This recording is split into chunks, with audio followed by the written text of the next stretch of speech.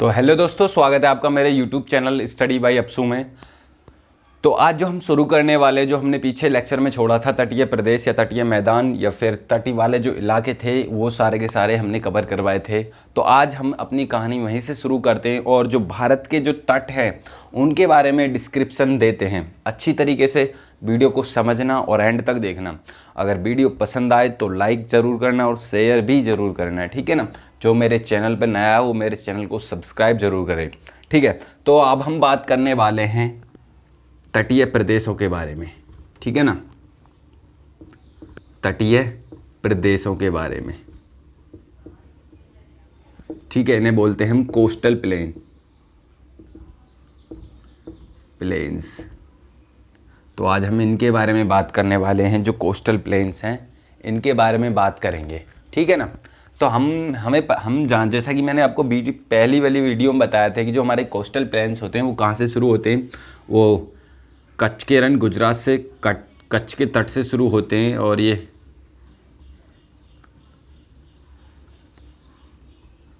कुछ इस प्रकार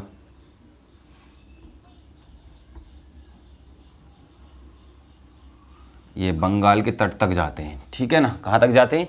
बंगाल के तट तक जाते हैं। ये हमारा यहाँ पर क्या है, ये कच्छ का तट है, मैंने बताया था, ठीक है। ये वाला काठियावाड़ का तट है। यहाँ हमारा क्या है, कुमारंत्रीप या कन्याकुमारी।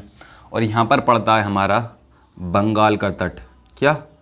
बंगाल का तट, जिसे हम बंगाल का तटीय मैदान बोलते हैं, ठीक है ना।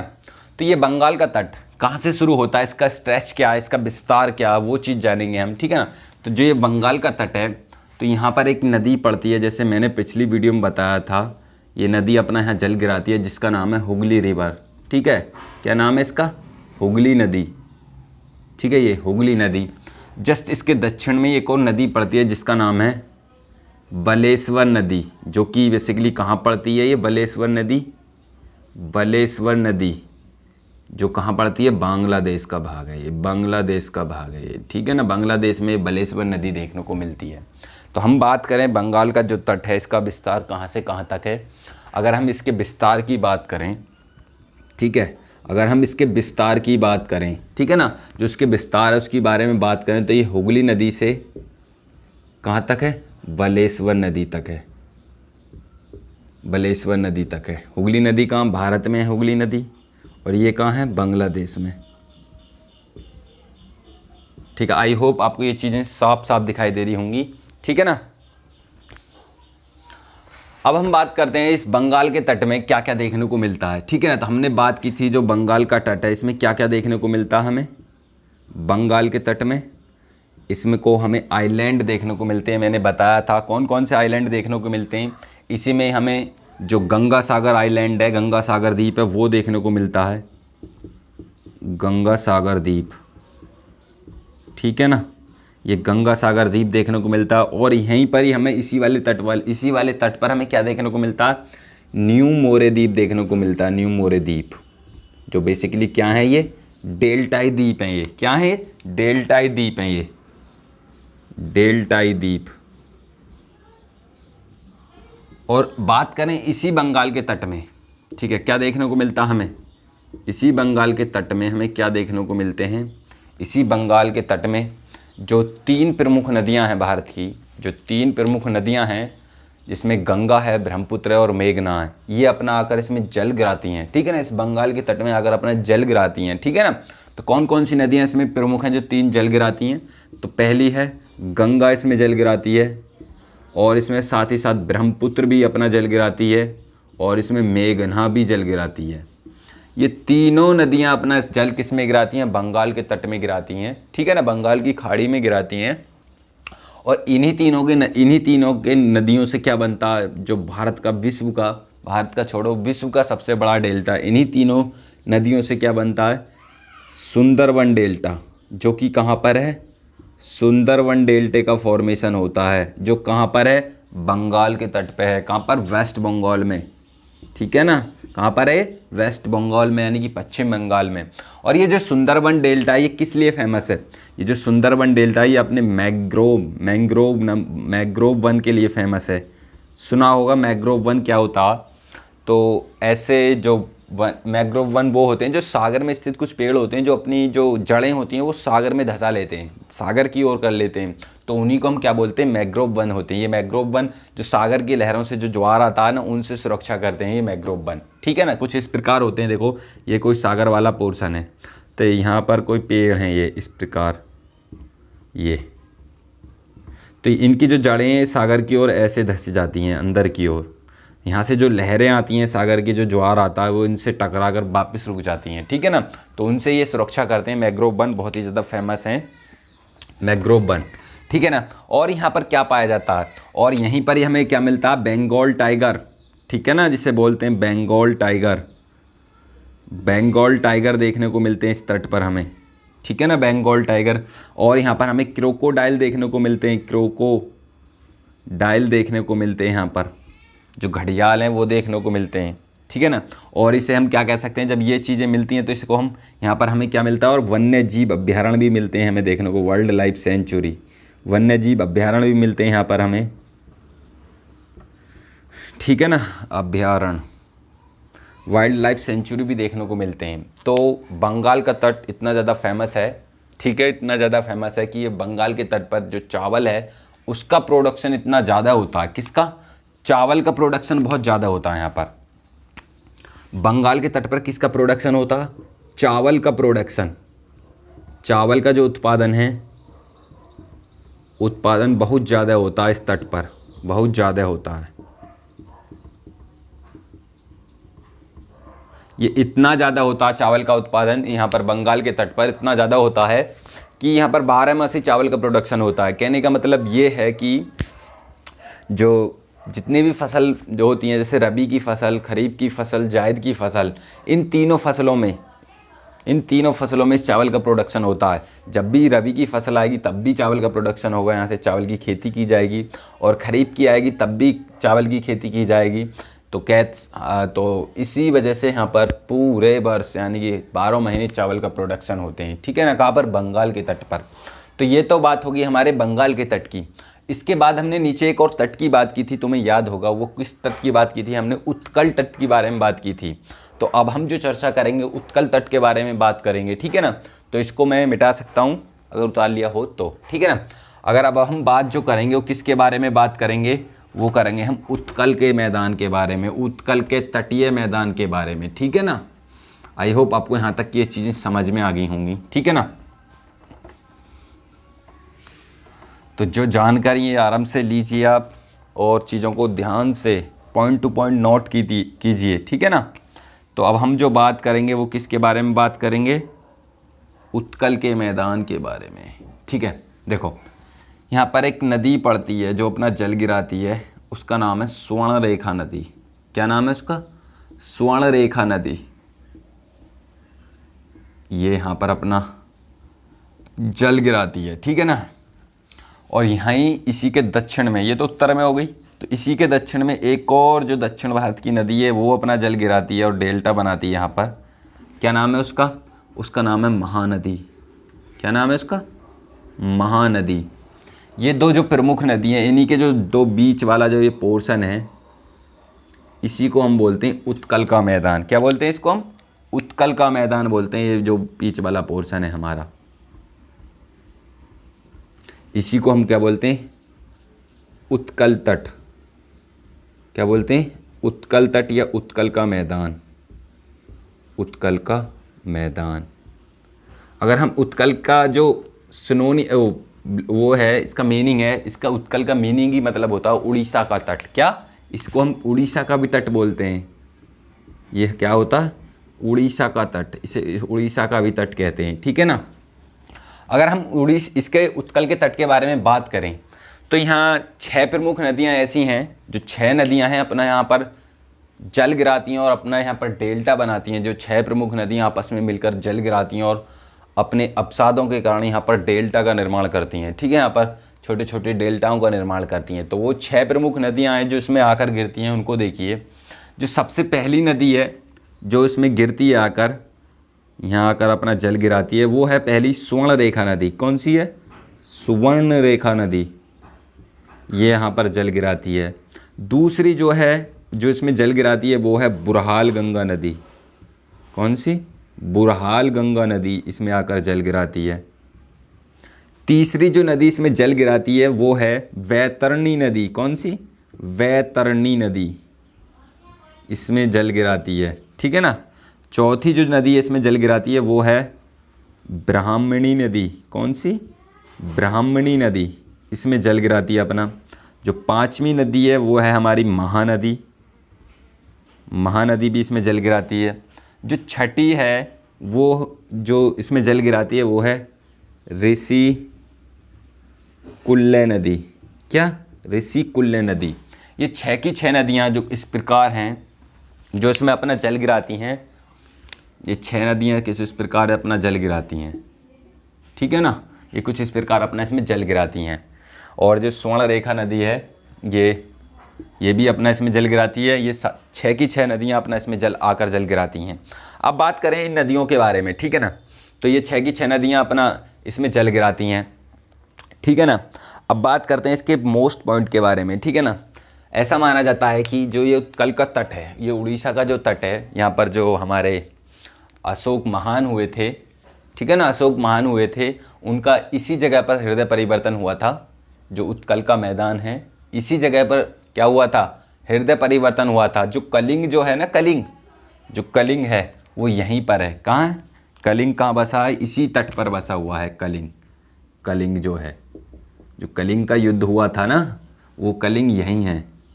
कहाँ पर है ये? उड़ीसा के मैदान में, ठीक है ना। कलिंग कहाँ पर है? उड़ीसा पर। अब बात करते हैं जो एक ही यहाँ पर अगर बात करें, यहाँ पर एक जगह पड़ती है जिसका नाम है जगन्नाथ। क्या है? जगन्नाथ। इसको ऐसे ले लीजिए, जगन्नाथ। इसको हम पुरी भी बोलते हैं, पुरी जगन्नाथ, ठीक है ना। ये जगन्नाथपुरी क्या है तो आप सबको पता होगा। जो 4 धाम हैं, ठीक है ना, हिंदू धर्म में जो 4 धाम हैं, जगन्नाथपुरी जो 4 धाम हैं उनमें से एक धामों में से ये एक है जो कहाँ है? पूरब में स्थित है। कहाँ है ये? पूरब में स्थित एक धाम है जिसका नाम है जगन्नाथपुरी। 4 धामों में से एक है।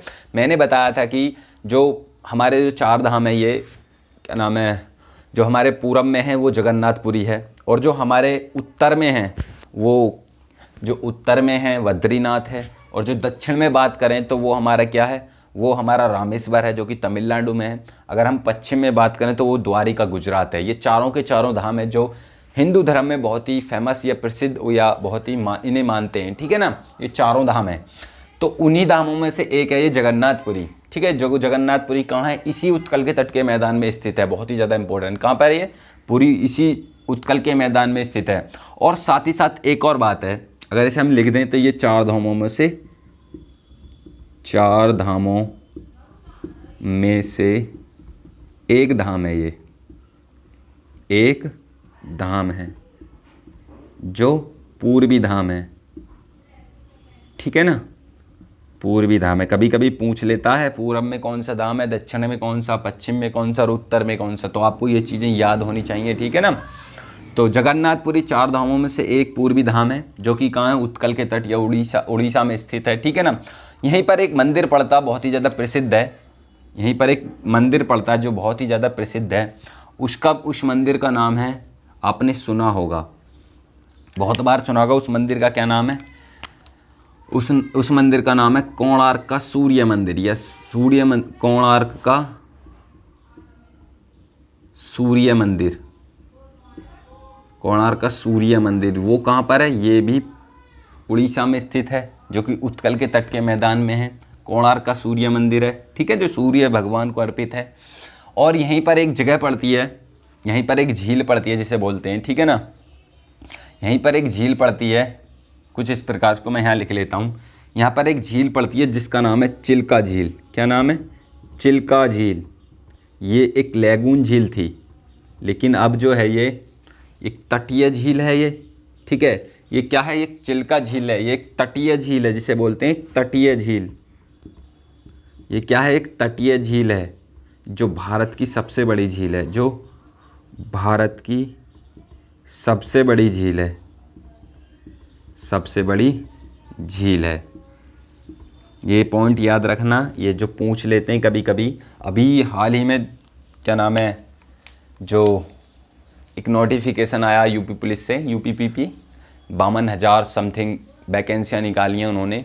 ये अपने आप में बहुत बड़ी संख्या है, ह्यूज नंबर ऑफ वैकेंसी, ठीक है ना। तो इस चीज़ को ध्यान में रखते जो जो पॉइंट एग्ज़ाम रिलेवेंट हो तो उस चीज़ को आप बहुत ही ज़्यादा फोकस से देखें और चीज़ों को अपने माइंड में ऐसे सेट बिठा लें ताकि एक ही बार में मैप के थ्रू आप कवर कर लें, ठीक है ना। तो ये चिल्का झील एक तटीय झील है जो भारत की सबसे बड़ी झील है। और कहाँ पर है ये चिल्का झील? ये है उड़ीसा में। कहाँ पर है? उड़ीसा में है ये चिल्का झील। अब उड़ीसा में ही बात करें तो एक यहीं पर ही इसकी झील के साइड में एक जगह पड़ती है जिसका नाम है चांदीपुर। क्या नाम है? चांदीपुर। ये बहुत ही ज़्यादा फेमस है चांदीपुर, यहाँ से मिसाइल भी टेस्टिंग होती हैं, ठीक है ना। चांदीपुर, यहाँ पर एक बीच पड़ता है जिसका नाम है हाइड एंड सीक बीच। क्या नाम है उसका? Hide and seek beach. Hide and seek beach, इसको पुलिन भी बोलते हैं, ठीक है ना। ये किस लिए फेमस है? ये इसलिए फेमस है, जब ये हाइड एंड सीक बीच कहाँ पर है? चांदीपुर उड़ीसा में। ये इसलिए फेमस है, जब लो टाइड होता है, कहने का मतलब जब भाटा आता है, ठीक है ना। जब भाटा आता है तो भाटे के दौरान जो समुद्र के तट में जो पानी होता है वो समुद्र की ओर 5 किलोमीटर पीछे चला जाता है, यानी कि समुद्र में ही चला जाता है 5 किलोमीटर, ठीक है। तो वहाँ पर खड़े हुए ऐसा नहीं लगेगा कि ये वास्तव में बीच है, ठीक है ना। और जब हाई टाइड आता है, कहने का मतलब ज्वार आता है, तो वो जो पानी है वो 5 किलोमीटर आगे आकर वो इनके तटों तक मिल जाता है, ठीक है ना। तो इसमें ये खासियत है हाइड एंड सीक बीच में। तो बात करें कि हाइड एंड सीक बीच कहाँ है? उड़ीसा के चांदीपुर में। कहाँ पर है हाइड एंड सीक बीच? उड़ीसा के चांदीपुर में, ठीक है ना। चीज़ों को रिलेटेड करके पढ़ा करो तो आसानी से समझ में आती हैं, ठीक है ना। मैंने बात की चिल्का झील एक तटीय झील है जो भारत की सबसे बड़ी झील है, उड़ीसा में चांदीपुर में। चांदीपुर में एक हाइड एंड सीक बीच है जो कि फेमस है अपने ज्वार, लो टाइड और हाई टाइड के लिए, जिसके दौरान 5 किलोमीटर जो पानी है वो सागर की ओर चला जाता है। जब ज्वार आता है तो इसके तटों तक पानी आ जाता है, ठीक है ना। आई होप आपको ये सारी की सारी चीज़ें समझ में आई होंगी। अब जो हम बात करेंगे, अब जो हम बात करने वाले हैं अपने अगले तट के बारे में बात करते हैं, जिसे नॉर्दर्न सरकार बोलते हैं, ठीक है ना। ये हमारा 2 तट कंप्लीट हो गए, उत्कल का तट या उड़ीसा का तट या उत्कल का तटीय मैदान, और एक बात की थी हमने बंगाल का तट। तो ये 2 तट कंप्लीट हो गए। अब हम बात करेंगे आगे अपने नेक्स्ट तट के बारे में, ठीक है ना।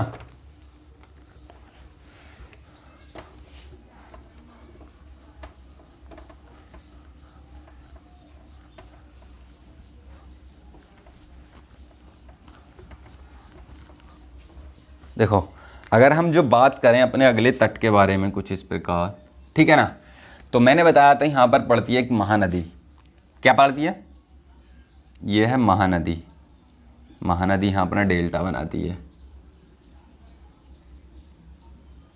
ठीक है ना। यहाँ है गोदावरी नदी। गोदावरी नदी दो दक्षिण भारत की सबसे बड़ी नदी है, ठीक है ना। दक्षिण भारत की सबसे बड़ी नदी है ये। क्या नाम है इसका? गोदावरी। गोदावरी दक्षिण भारत की सबसे लंबी नदी है, ठीक है, सबसे बड़ी और लंबी नदी है, ठीक है ना, ये गोदावरी।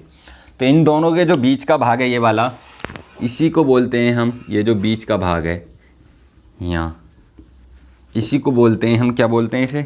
नॉर्दर्न सरकार। क्या बोलते हैं इसको? नॉर्दर्न सरकार। इसी को हम उत्तरी सरकार, उत्तरी सरकार, या जो हिंदी में बोलते हैं इसे उत्तरी सरकार, ठीक है ना। इसको क्या बोलते हैं? उत्तरी सरकार। क्या होता था जब ब्रिटिशर्स थे हमारे, क्या था जब हमारे ब्रिटिशर्स थे, तो ब्रिटिशर्स का जो ये उत्तरी सूबा हुआ करता था, उत्तरी सूबा मतलब जो मद्रास प्रेसिडेंसी थी, जो ब्रिटिशर्स की जो 3 प्रेसिडेंसियाँ थी जो प्रमुख थी, जो हमारे पूरब में तो कोलकाता में थी, और यहाँ पर जो बम्बई प्रेसिडेंसी थी, और यहाँ पर हमारे तो ये वाला जो पोर्शन है यहाँ पर क्या थी? मद्रास प्रेसिडेंसी थी। यहाँ पर क्या थी? मद्रास प्रेसिडेंसी। इसी मद्रास प्रेसिडेंसी का ये उत्तरी सूबा हुआ करता था। कौन? ये नॉर्दर्न सरकार। इसे नॉर्दर्न सरकार, इनका प्रोनाउंसिएशन सही नहीं होता था, जिसको सरकार को सिरकार बोलते थे ये ब्रिटिशर्स।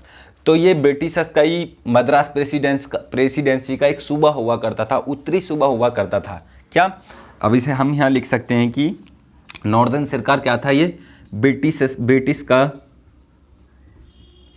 मद्रास प्रेसिडेंसी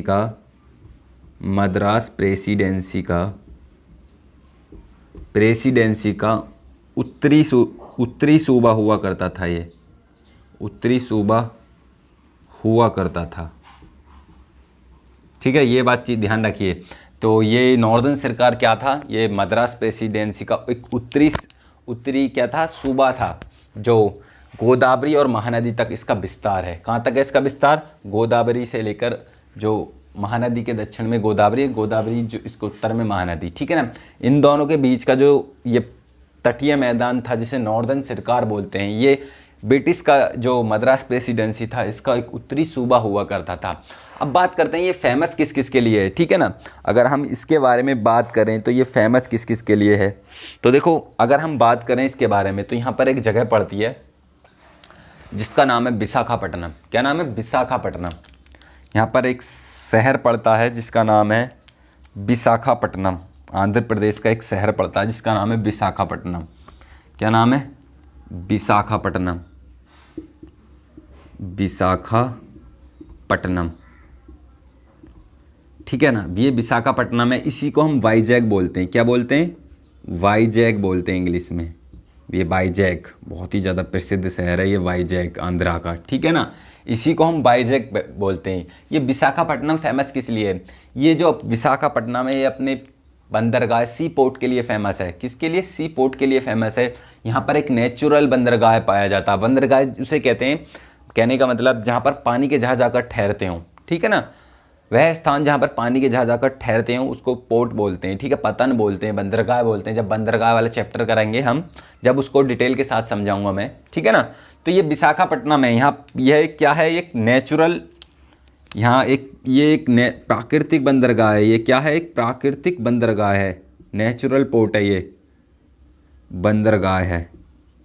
और ये इतना गहरा है, कहने का मतलब ये भारत का सबसे गहरा प्राकृतिक बंदरगाह है। क्या है ये, भारत का सबसे गहरा, इसे बोल सकते हैं हम भारत का सबसे गहरा बंदरगाह है विशाखापट्टनम। भारत का सबसे गहरा बंदरगाह है, गहरा बंदरगाह है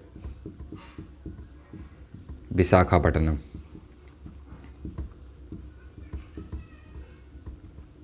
आई होप आपको चीज़ें समझ में आ रही होंगी कि जो विशाखापट्टनम है भारत का सबसे गहरा बंदरगाह है, जो कि एक प्राकृतिक बंदरगाह है। पूरे भारत में प्राकृतिक बंदरगाह देखने को नहीं मिलेगा। जो अपना ये ईस्टर्न पार्ट है इसमें कभी नहीं देखने को मिलेगा। हालांकि जब हम बात करें, हालांकि ये जो आंध्र प्रदेश और उड़ीसा वाला जो भाग है, ये जो हमारे ट्रॉपिकल साइक्लोन होते हैं, ट्रॉपिकल साइक्लोन से इफेक्टेड रहता है बहुत ही ज़्यादा। उड़ीसा का जो तट होता है ये भी ज़्यादा मात्रा में जो उष्णकटिबंधीय चक्रवात होते हैं उनसे इफेक्टेड रहता है। जब बात करें विशाखापट्टनम की, ये उस चक्रवात से इफेक्टेड नहीं रहता, वंचित रहता है। क्यों वंचित रहता है, इसी के जो जस्ट सामने, इस विशाखापट्टनम के जस्ट समुद्र की ओर, ठीक है, जस्ट समुद्र की ओर एक हिल्स पाई जाती है जिसका नाम है डॉल्फिन हिल्स। क्या नाम है, डॉल्फिन हिल्स। इसके सामने यानी कि समुद्र की ओर एक डॉल्फिन हिल्स पाई जाती है, डॉल्फिन हिल्स। ये डॉल्फिन हिल्स उस चक्रवात से इसकी सुरक्षा करता है। किसकी, विशाखापट्टनम की। ये डॉल्फिन हिल्स इसकी सुरक्षा करता है, इसलिए ये इफेक्टेड नहीं रहता उस उष्णकटिबंधीय चक्रवात से, ठीक है ना। तो ये डॉल्फिन हिल्स से इसकी सुरक्षा करता है उस चक्रवाती तूफानों से, ठीक है ना। अगर हम बात करें और इसके बारे में तो नॉर्दर्न सरकार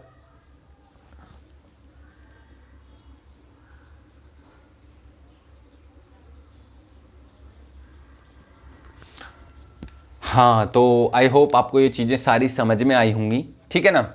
अगर हम बात करें अपने अगले तटीय मैदान के बारे में तो आगे जो तट पड़ेगा वो पड़ेगा हमारा एक आंध्र प्रदेश में पड़ता आंध्र तट, ठीक है ना। उसके बारे में हम बात करेंगे। यहाँ तक आपको कंप्लीट होगा, ठीक है ना। तो एक बार स्क्रीनशॉट ले लो, कोई दिक्कत नहीं है। अब हम जो बात करेंगे वो बात करेंगे अपने अगले तट के बारे में जिसका नाम है आंध्र का तट या आंध्र का मैदानी तट।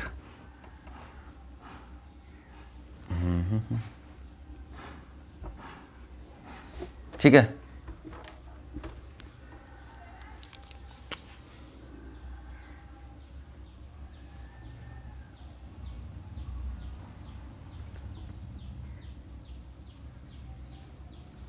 ठीक है, तो देखो यहाँ पर एक नदी है जो अपना डेल्टा गिरा बनाती है, मैंने बताया उसका बारे में।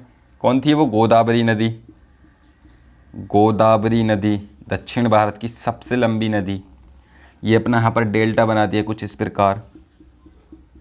और यहीं पर एक नदी और पड़ती है जिसका नाम है क्या, और थोड़ा नीचे कर लो, जिसका नाम है कृष्णा नदी। ये भी अपना डेल्टा बनाती है कुछ इस प्रकार, ये ठीक है ना। ये क्या है? कृष्णा नदी है। जब हम नदियों के बारे में पढ़ेंगे तो इनको डिटेल के साथ पढ़ेंगे कि गोदावरी नदी कहाँ से निकलती है, इसका ओरिजिन कहाँ होता है, कहाँ कहाँ से गुजरती है, ऐसी कृष्णा नदी के बारे में पढ़ेंगे। तो अभी तो फिलहाल ये कोस्टल प्लेन वाला चैप्टर चल रहा है, जब ये नदियों के बारे में पढ़ेंगे तो हम डिटेल के साथ पढ़ेंगे, ठीक है ना। ये जो है, ये वाला जो भाग है, ये वाला, इसी को हम क्या बोलते हैं? ये जो वाला भाग है इसी जो हम बोलते हैं, ये डेल्टा बनानी, ये वाला जो भाग है इसको हम बोलते हैं केजी बेसिन। क्या बोलते हैं इसको हम? इसी को हम बोलते हैं केजी बेसिन। क्या बोलते हैं? केजी बेसिन, यानी कि Krishna Godavari basin, KG basin बोलते हैं इसको हम, यानी कि कृष्णा गोदावरी का बेसिन बोलते हैं, ठीक है ना। ये जो केजी बेसिन है किन दो नदियों के डेल्टाओं से बना हुआ है? कृष्णा नदी और गोदावरी नदी के डेल्टाओं से बना हुआ है ये केजी बेसिन, ठीक है ना। ये क्या करती हैं? कृष्णा नदी और गोदावरी नदी, जब ये कृष्णा नदी और गोदावरी नदी इसमें अपना पानी का जल गिराती हैं तो अपने साथ काफ़ी मात्रा में अवसाद, सेडिमेंट लेकर आती हैं, और ये इतने ज़्यादा इकट्ठे हो जाते हैं, इनके प्रेशर से इकट्ठे होते चले जाते हैं। तो यहाँ पर अवसादी चट्टानों का जो अवसादी चट्टान बन जाती हैं। ये जब कोई भी चीज़ जब ये अवसाद लेकर आएंगे अपने साथ काफ़ी मात्रा में, डिपॉजिट करेंगी उन्हें, ठीक है ना, तो उनका जो प्रेशर होगा वो धीरे धीरे यहाँ से अवसादी चट्टानों का रूप ले लेगा। तो इसलिए यहाँ पर क्या पाई जाती हैं? अवसादी चट्टानें देखने को मिलती हैं। यहाँ पर अवसादी चट्टानें यानी कि सेडिमेंट्री रॉक देखने को मिलेंगी यहाँ पर, अवसादी चट्टानें। अगर आपसे क्वेश्चन में पूछे कि अवसादी चट्टानें किस बेसिन में देखने को मिलती हैं, तो आप बोलोगे कृष्णा गोदावरी नदी बेसिन में देखने को मिलती हैं। किस बेसिन में देखने को गोदावरी ये अवसादी चट्टानें देखने को मिलती हैं। जब ये अवसादी चट्टानों हैं तो इनमें भी कुछ देखने को मिलता होगा, इनमें काफ़ी मात्रा में। तो इनमें क्या देखने को मिलता है? इनके नीचे हमें क्या मिलते हैं? इन्हीं के नीचे हमें, एक मिनट इंक डाल लूँ, ठीक है। तो इन अवसादी चट्टानों में हमें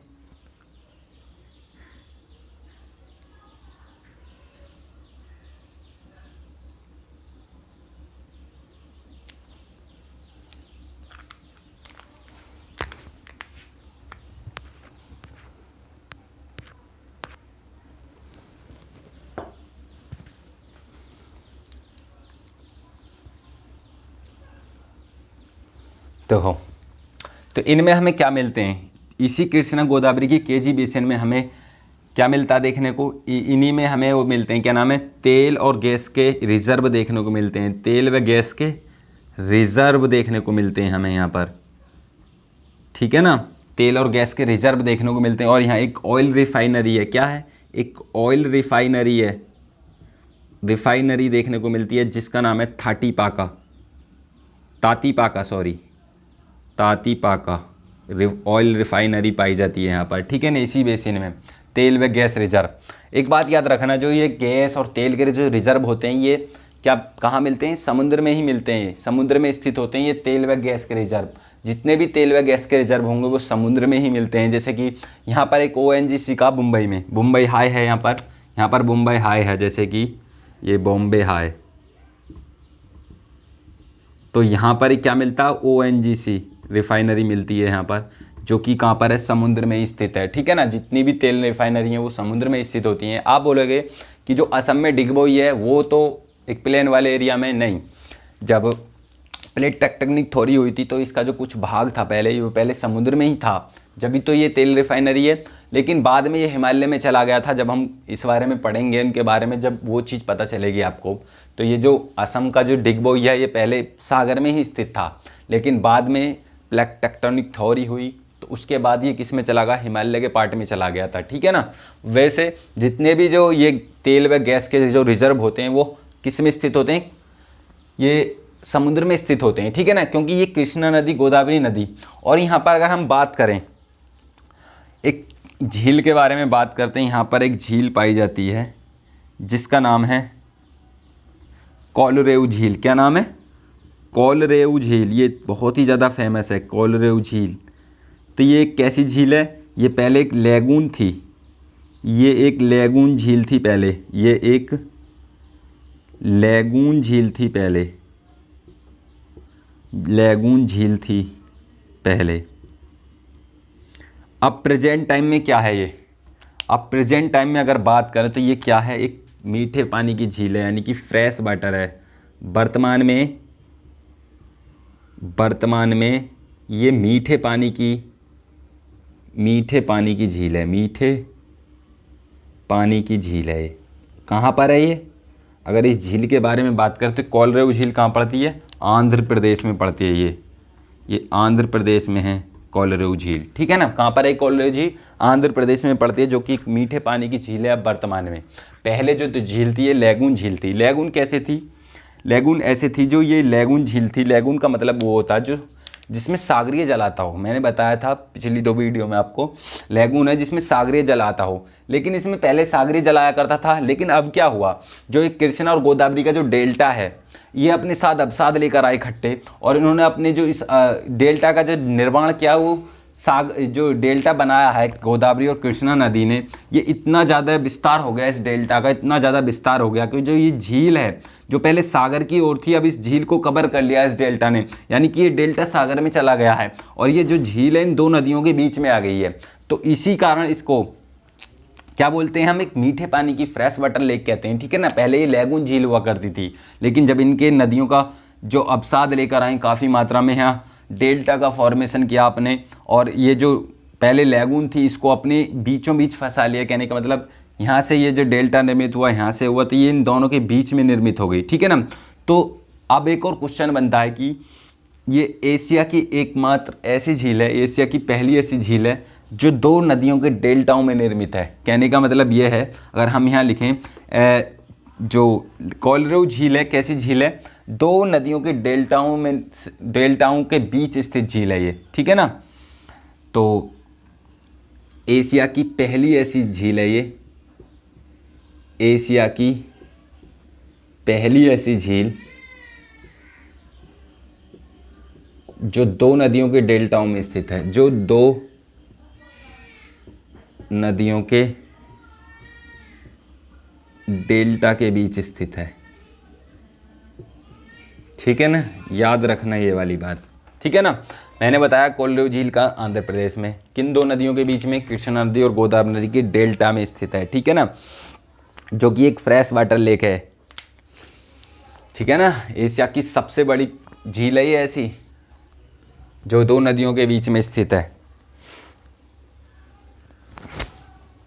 तो यहाँ पर हमारा जो कृष्णा गोदावरी का जो बेसिन है ये ख़त्म होता है, जिसको आंध्र तट या आंध्र का मैदान कहते हैं। ये जो तट था ये हमारा कंप्लीट होता है। अब जो हम बात करेंगे, जो लास्ट बचा हुआ है, वो बात करेंगे हम कोरोमंडल तट के बारे में, ठीक है ना। किसके बारे में?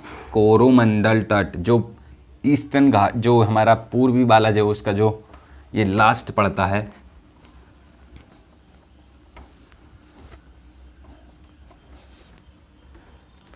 अगर हम बात करें, ठीक है, कुछ इस प्रकार, तो मैंने बताया था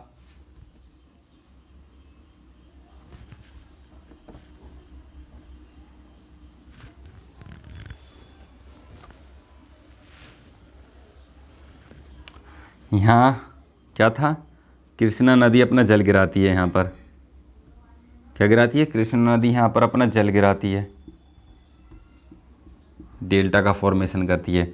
यहाँ से यहाँ तक का जो ये भाग है ना, ये वाला, इसी को हम क्या बोलते हैं? कोरोमंडल तट। क्या बोलते हैं इसी को हम? कोरोमंडल तट।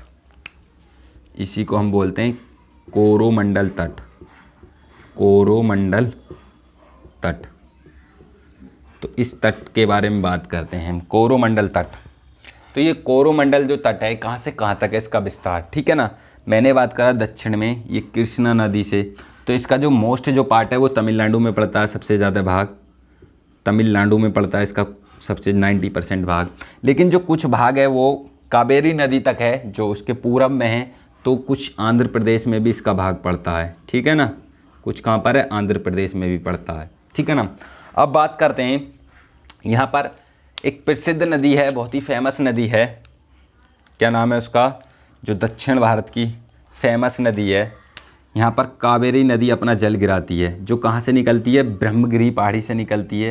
ये कावेरी नदी गिरती है यहाँ पर, ये अपना जल गिराती है, यहाँ पर डेल्टा बनाती है। कहाँ से निकलती है, ये ब्रह्मगिरी पहाड़ी से निकलती है, ब्रह्मगिरी पहाड़ी से निकलती है, ठीक है ना। यहाँ पर ये जल गिराती है। एक और नदी है जो यहाँ पर अपना जल गिराती है, जिसका नाम है वैगई नदी। क्या नाम है, वैगई नदी। ये भी अपना जल कोरोमंडल तट पर गिराती है। कावेरी नदी भी अपना जल कहाँ गिराती है, कोरोमंडल तट में गिराती है। अगर क्वेश्चन भी आ जाए थे कि कावेरी नदी अपना जल कहाँ गिराती है, कोरोमंडल तट पर अपना जल गिराती है। वैगई नदी भी हाँ ही यानी कि कोरोमंडल तट पर अपना जल गिराती है, ठीक है ना। अगर हम इसके और बारे में बात करें तो ये जो कावेरी नदी है, ये जो कावेरी नदी है, ये बहुत विवादित वाली नदी है। कहने का मतलब ये विवादित है। अगर हम कावेरी नदी के बारे में बात करें तो कावेरी नदी क्या है, विवादित है। विवादित है, किन किन के मध्य विवादित है, तो ये किस किस के मध्य विवादित है, ये कर्नाटक व तमिलनाडु के बीच विवादित है। किसके ऊपर विवाद होता है इनमें, तो ये वाटर को लेकर विवादित हैं। इसके जो जल है कावेरी नदी का, इन दोनों को लेकर ये एक दूसरे के बीच में विवादित नदी है कावेरी नदी। किन क्वेश्चन आता कावेरी नदी किन किन के मध्य विवादित है, तो कर्नाटक और तमिलनाडु के बीच विवादित नदी है ये कावेरी नदी, ठीक है ना। अगर हम बात करें इस कोरोमंडल तट में और क्या क्या फेमस है, ये बेसिकली क्या बताती है, ये भी डेल्टा बनाती है। सब डेल्टा बनाने वाली नदी हैं, इस तरफ डेल्टा ही बनाती हैं, डेल्टा बनाती है ये वाली भी नदी, ठीक है।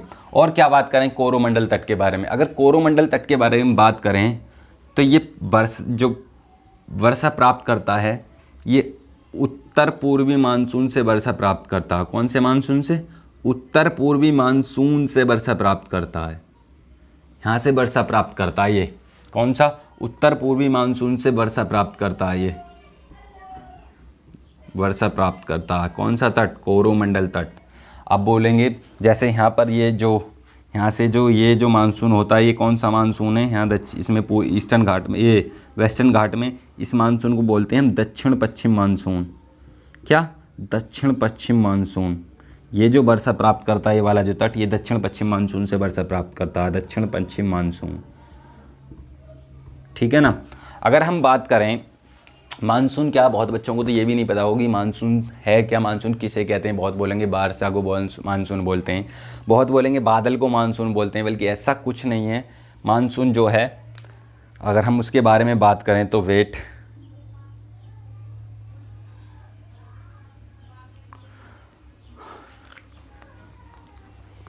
मानसून के बारे में अगर हम बात करें तो देखो मानसून क्या है। अगर हम बात करें मानसून, तो मानसून क्या है, मानसून एक विंड है, विंड यानी कि पवन का नाम है। मानसून क्या है, एक पवन है, पवन है यानी कि एक विंड का नाम है। क्या ये नॉर्मल विंड है, नहीं दोस्तों, बिल्कुल नॉर्मल विंड नहीं है, ये एक नॉर्मल विंड नहीं है।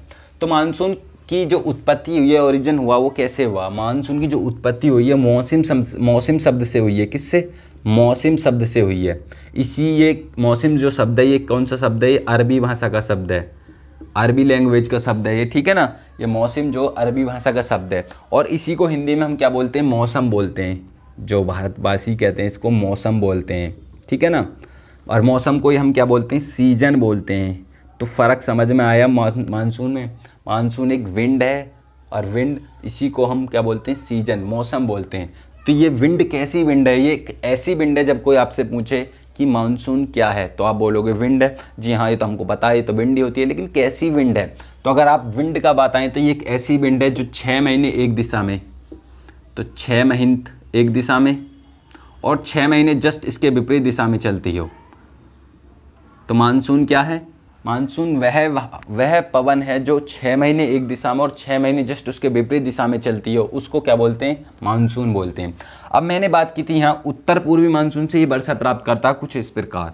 ऐसे उत्तर पूर्वी मानसून से, यानी कि यहाँ से मानसून उठता है और नमी ग्रहण करता है, यहाँ पर वर्षा कराता है। सबसे लास्ट में वर्षा होती है कहाँ पर? कोरोमंडल तट पर। और कौन से महीने में होती है?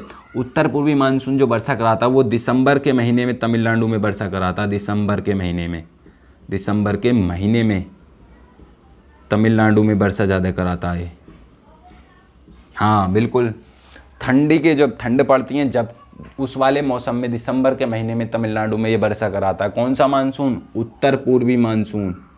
ये उत्तर पूर्वी मानसून सबसे दिसंबर के महीने में तमिलनाडु में वर्षा कराता है, ठीक है ना। और हालांकि जो ये पूर्वी तट है और ये पश्चिमी तट है, पश्चिमी तट के मुकाबले पूर्वी तट में बहुत कम वर्षा होती है। यहाँ बहुत ज़्यादा वर्षा होती है। जो ये पश्चिमी तट है, यहाँ पर जो ये मालाबार तट, ये जितने भी तट हैं, यहाँ से जब ये साउथ वेस्टर्न मानसून चलेगा तो यहाँ बहुत ही ज़्यादा वर्षा होती है। लेकिन यहाँ इसके मुकाबले कम होती है जो कोरोमंडल तट है। और ये उत्तरी पूर्वी जो मानसून है ये दिसंबर के महीने तमिलनाडु में वर्षा कराता है, ठीक है ना।